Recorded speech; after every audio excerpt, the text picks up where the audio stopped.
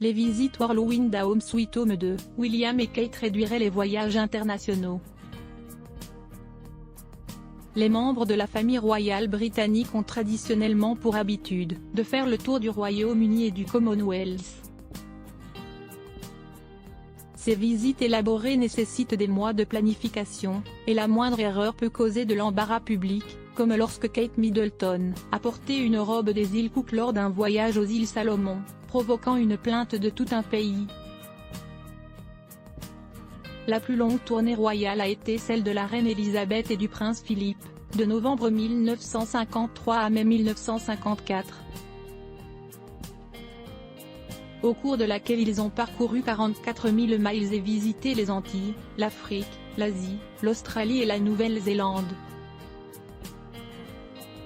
En 1977, la reine a entrepris un autre voyage, en visitant 14 pays du Commonwealth. Les enfants de la reine ont parfois accompagné leurs parents lors de ces voyages, et ont ensuite fait leur propre tournée royale une fois plus âgés. Cependant, lors du voyage des années 1950, la reine Elisabeth a laissé ses jeunes enfants, Charles et Anne, à la maison. Il semblerait que le prince William et Kate Middleton, le prince et la princesse de Galles, n'aient pas apprécié cet arrangement. La famille occupe une place très importante pour eux, et ils préféreraient donc réduire les tournées internationales pour rester près de leurs enfants. William et Kate ont de nombreux fans à travers le monde, mais ils apprécient également le temps passé en famille, qui semble être leur priorité principale.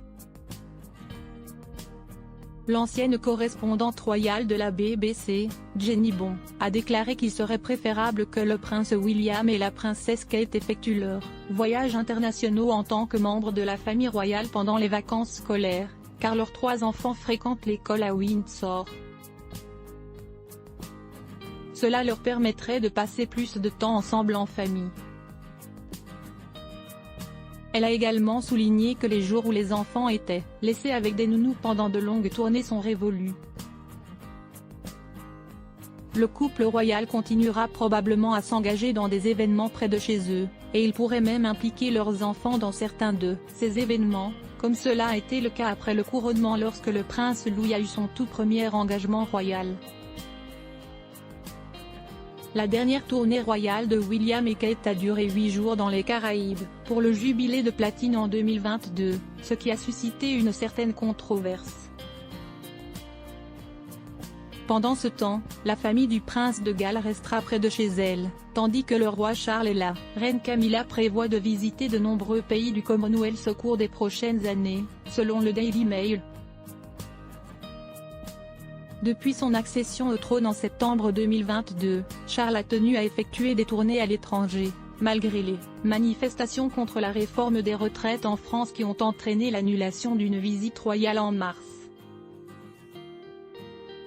Charles et Camilla ont récemment impressionné les foules en Allemagne, où le roi a déjà visité le pays plus de 40 fois. Il a reçu une ovation debout lors d'un discours en anglais et en allemand. Et les médias allemands ont salué sa visite comme étant inspirante et chaleureuse. Le haut-commissaire du Canada au Royaume-Uni, Ralph Goodall, a déclaré à la BBC News que Charles pourrait visiter le Canada dans les prochains mois. Pendant ce temps, William et Kate pourront gérer les affaires royales à domicile et s'occuper de l'éducation de leurs 3 enfants. Les 2 couples royaux peuvent se compléter mutuellement, que ce soit en étant dans des pays différents ou au même endroit. Malgré les rumeurs de rivalité suscitées par la présence de Kate devant Charles et Camilla au Salon des Fleurs de Chelsea en 2023. Il y a de la place pour tout le monde, et les membres de la famille royale peuvent travailler ensemble harmonieusement.